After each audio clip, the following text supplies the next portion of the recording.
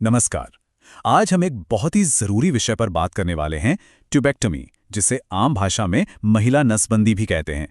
ये गर्भ निरोध का एक परमानेंट यानी कि स्थायी और काफ़ी सेफ तरीका है। तो चलिए इस पूरी प्रक्रिया से जुड़ी हर छोटी बड़ी बात को बिल्कुल आसान भाषा में समझते हैं। तो आगे हम क्या क्या जानने वाले हैं?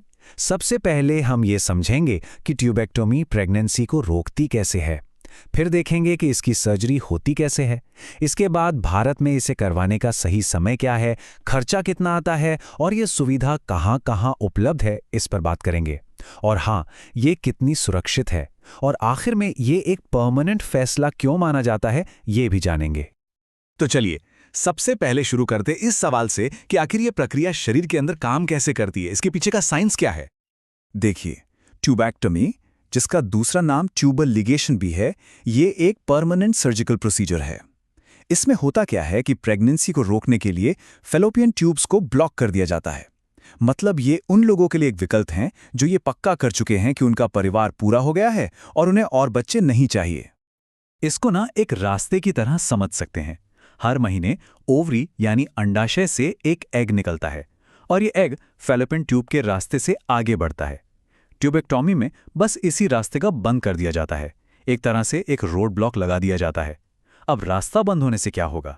स्पर्म और एग मिल ही नहीं पाएंगे। बस यही इसका सिंपल सा साइंस है। तो ये तो हुई थियोरी की बात। अब आते हैं प्रैक्टिकल पर कि असल में ये सर्जरी की कैसे जाती है। चलिए आज की मॉडर्न की होल सर्जरी पर एक नज़र डालते हैं। ये जो लैप्रोस्कोपिक सर्जरी होती है, इसमें नाभि के पास एक बहुत ही छोटा सा कट लगाया जाता है।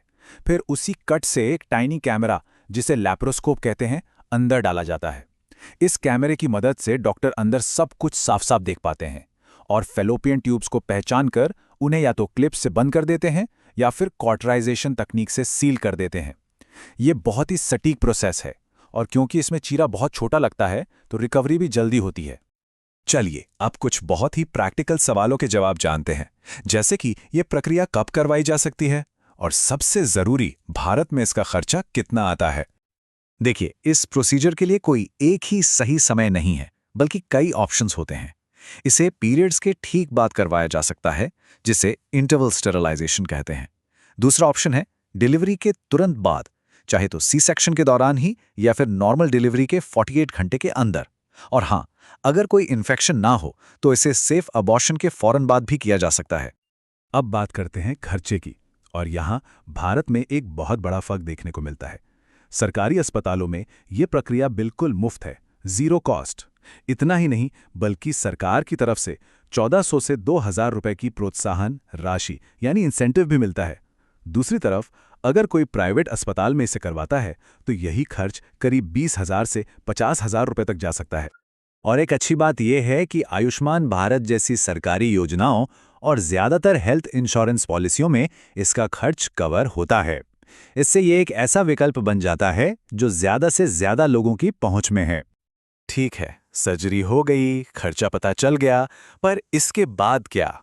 अब बात करते हैं असल जिंदगी की। रिकवरी में कितना टाइम लगता है? साइड इफेक्ट्स क्या हो सकते हैं? क्या कुछ बदल जाता है? और शायद इससे भी जरूरी सवाल, क्या कुछ ऐसा है जो बिल्कुल नहीं बदलता? सर्जरी के बाद कुछ शॉर्ट टर्म साइड इफेक्ट्स हो सकते हैं जो कि काफी कॉमन है, जैसे पेट में हल्का दर्द या ऐंठन महसूस होना, थोड़ी थकान या चक्कर जैसा लगना। कभी कभी कंधे में भी दर्द होता है और जहां कट लगा है वहां हल्की सूजन हो सकती है। लेकिन घबराने की बात नहीं है, ये सब आमतौर पर कुछ ही दिनों में अपने आप ठीक हो जाता है। और ये एक बहुत ही जरूरी बात है जिसे समझना चाहिए। हाँ, सर्जरी के बाद थोड़ा दर्द और रिकवरी का टाइम होता है, लेकिन शरीर में अंदरूनी तौर पर कुछ नहीं बदलता। आपके हार्मोन्स पर कोई असर नहीं होता, आपके पीरियड्स पहले जैसे आते रहते हैं और आपकी सेक्सुअल लाइफ या प्लेजर पर भी इसका कोई असर नहीं पड़ता। ये सब बातें पहले जैसी ही रहती हैं। देखिए, कोई भी सर्जिकल प्रक्रिया हो, उसमें कुछ ना कुछ रिस्क तो होता ही है, भले ही वो कितना भी कम क्यों ना हो। ट्यूबेक्टोमी के मामले में फेलियर का चांस 1% से भी कम होता है, लेकिन अगर ऐसा होता है तो एक्टोपिक प्रेगनेंसी का खतरा रहता है, जो एक सीरियस मेडिकल कंडीशन है। इसके अलावा जहां चीरा लगा है वहां इंफेक्शन होने का भी एक मामूली सा रिस्क होता है। और अब हम आते हैं सबसे जरूरी बात पर एक ऐसा पहलू जिसे इस प्रक्रिया के बारे में सोचने वाले हर इंसान को बहुत गंभीरता से समझना चाहिए। ये एक बहुत बड़ा फैसला है। डॉक्टर्स हमेशा एक ही सलाह देते हैं, ट्यूबेक्टमी को एक स्थायी यानी परमानेंट फैसला ही मानकर चलें। इस एक लाइन का मतलब बहुत गहरा है। हाँ, कागज पर इसे रिवर्स करने के लिए सर्जरी मौजूद है, जिसे रिवर्सल सर्जरी कहते हैं। लेकिन ये प्रक्रिया बहुत मुश्किल, बहुत महंगी होती है। और सबसे बड़ी बात, जैसा कि ये चार्ट दिखा रहा है, इसके सफल होने की गारंटी बहुत ही कम होती है। इसीलिए इसे एक ऐसा कदम समझना चाहिए जिसे बदला नहीं जा सकता।